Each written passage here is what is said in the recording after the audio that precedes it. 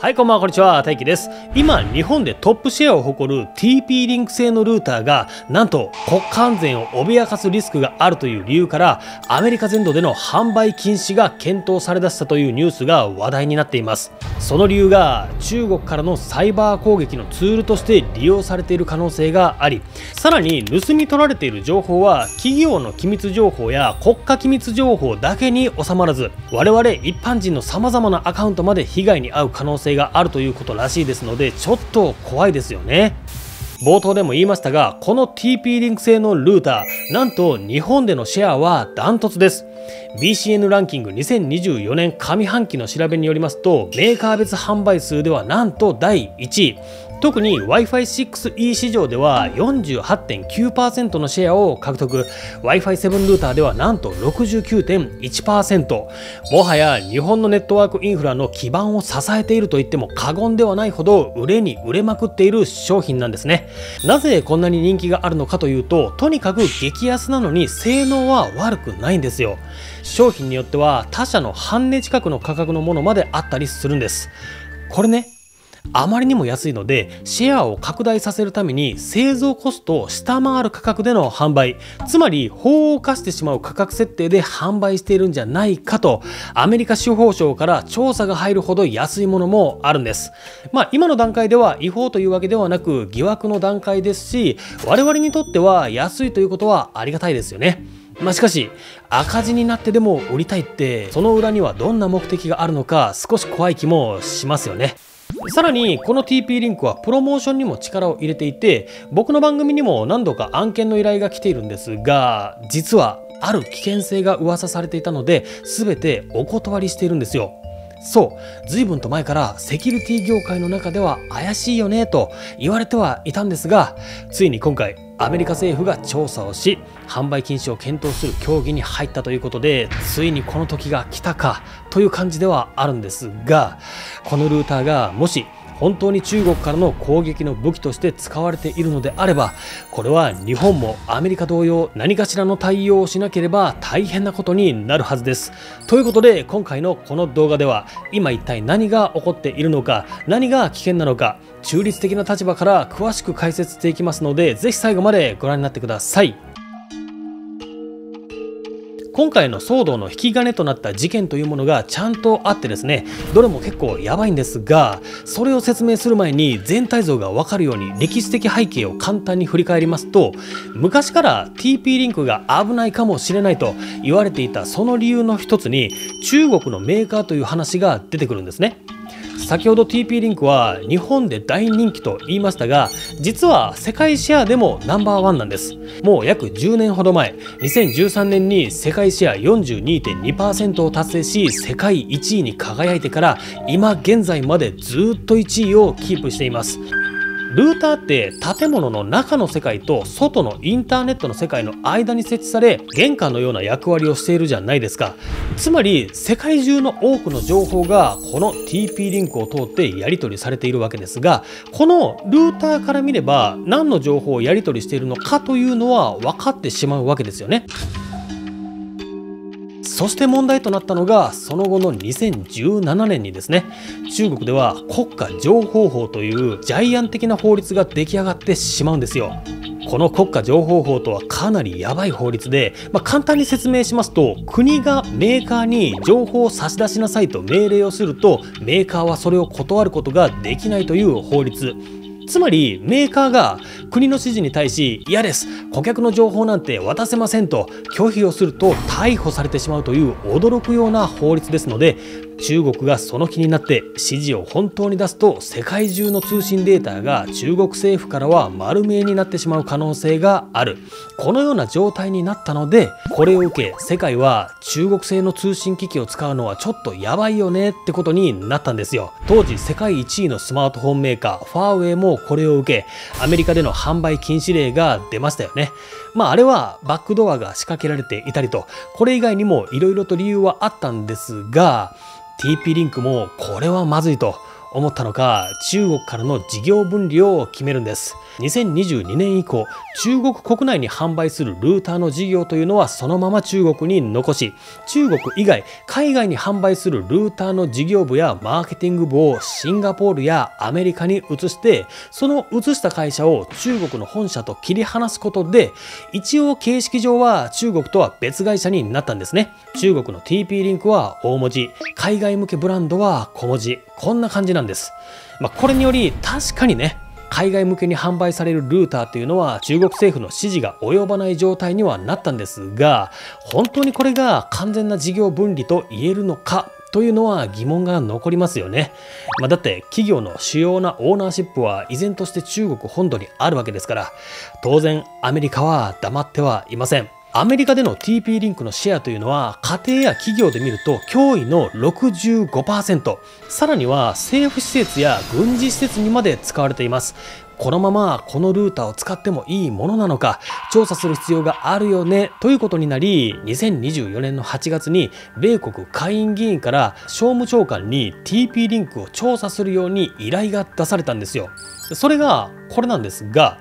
この内容を要約しますとね、TP リンク製のルーターは政府関係や米軍事基地などでも利用されています。そしてアメリカのサイバーセキュリティ当局や分析者は様々なメーカーの機器を分析し脆弱性を調べているんですが、同社のルーターにはサイバーセキュリティの脆弱性が最も多く報告されており、その脆弱性を利用するという形で中国からのハッキングキャンペーンが実施されています。さらに中国の法律の下では政府にデータを提供する義務がありますので、これは重大な国家安全保障問題に当たる、脅威を検証することを強く求めます。このような内容なんですね。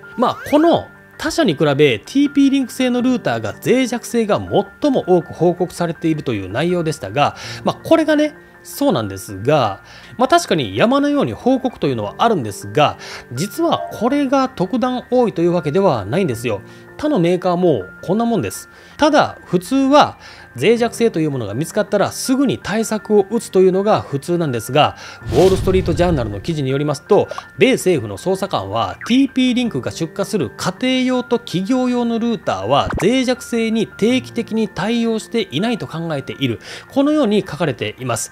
そして極めつけなのが、サイバーセキュリティの専門家が TP リンクルーターの欠陥を指摘すると、同社は彼らとの交渉を拒否したという、これはかなりおかしいですよね。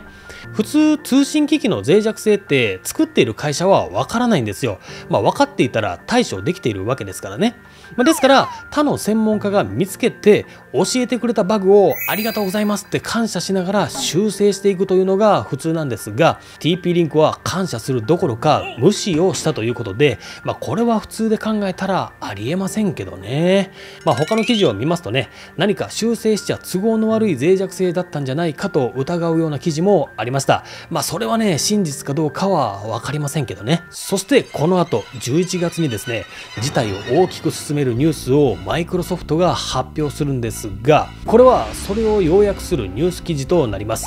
中国ハッカーが TP リンクルーター 1.6 万台を乗っ取り、マイクロソフト Azure に大規模サイバー攻撃。中国のハッカー集団が構築したボットネットコバートネットワーク1658を利用して同社のクラウドサービスに対する巧妙なパスワードスプレー攻撃を展開していることを明らかにした。マイクロソフトの個人パスワードを盗もうと仕掛けてきたわけですね。その下を見ますと、今回の攻撃は中国の広州からの攻撃で、そこで盗まれた情報は当日中にストーム0940という、これはね、政府機関や企業などをターゲットとする中国のハッカーグループなんですが、そこに当日中に情報が渡っていたことが確認されている、このようなことが書かれているんですよ。簡単にまとめるとね、中国政府の息のかかったハッカーが TP リンクのルーターの脆弱性を利用してハッキングを仕掛けている、こういった発表なんです。これを受け米政府は今年アメリカ国内での TP リンク製通信機器の排除を検討しだした、こういう報道が出回ったわけなんですよ。はい、ということで中立的な立場から今までの経緯であったり報道されている内容を解説してきましたが、いかがでしょうか。ただね、現段階では調査中の段階ですので TP リンクが危険だと決定されたわけではありません。当然この報道に対し TP リンクは公式サイトで反論の声明文を載せております。昨今の TP リンクに関するいくつかの情報の偏った報道があります。当社は当社のセキュリティ対策が業界のセキュリティ基準に完全に準拠していること、並びにアメリカへのリスクの取り組みに対する当社の継続的な取り組みを実証するために米国政府とのいかなる連携協力の機会を持つことを歓迎いたします。はい、うちは安全だよ、協力するからどんどん調べてくださいねと言っていますね。またここでは脆弱性に対するリスク評価もちゃんとしてるぜと書かれていますし、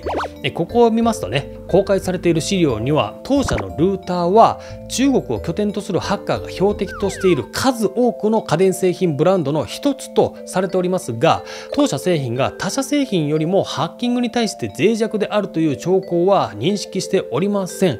つまりうちは危険じゃないし、利用されているのはうちのルーターだけじゃないでしょ、なんでうちだけやり玉にあげんだよってことですよね。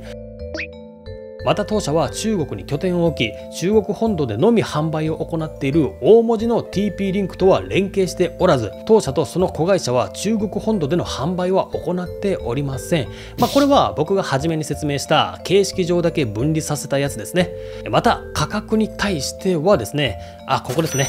当社では複数の価格帯で製品を販売しており、その一部には他社よりも低価格な製品もありますが、当社が製品を原価割れで販売するということはありません。メディアで言及されている数字は不正確なものが含まれます。メディアは嘘つきだと非難していますね。はい、ということで、現段階では調査中ですので真相まではまだ分かりませんが、この調査の結果をもとにこれからアメリカ政府がどのような判断をするのか、我々も注意深く見守る必要がありそうです。そしてもしこの危険性が立証されたとしても、日本政府というのはリスクを理解しながらも絶対利用禁止の指示なんかは出したりしませんので、もしそうなった場合はですね、我々個人個人がちゃんとこのような情報を先取りして自分を守るためにどうするのかという判断を考えていく必要がありそうですね。はい、ということでまとめます。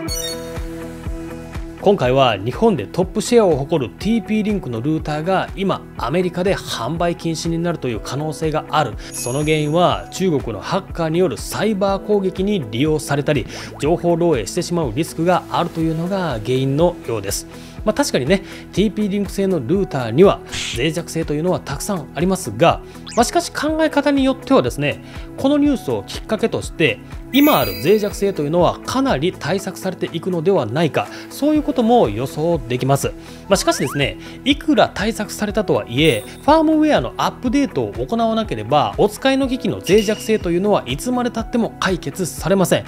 これはね TP リンクとかに限った話ではありませんので、お使いのルーターがちゃんと自動でファームウェアの更新がかかる設定になっているのか今一度確認することを強くお勧めします。あまり古すぎるルーターというのはファームウェアの対象外とされてしまいますので、すごく危険な状態となってしまいます。そういった場合はね、買い替えることを強くお勧めします。僕の過去の動画には Wi-Fi ルーターの選び方という動画を出しておりますから、ぜひ参考にしてみてください。特にね Wi-Fi ルーターの表に書いてあるこういった数値が高いものや値段が高いものを買えば通信が速くなる、そんな感じで誤解している人が多くいらっしゃいますが、それは勘違いですからね、こちらの動画を見ていただきますとそれらの誤解が解けて自分に合ったルーター選びができるようになりますので、ぜひ参考にしてみてください。あとね、メッシュ Wi-Fi をご家庭に導入したいという方は購入の前にこちらの動画を先に見ておくことをお勧めします。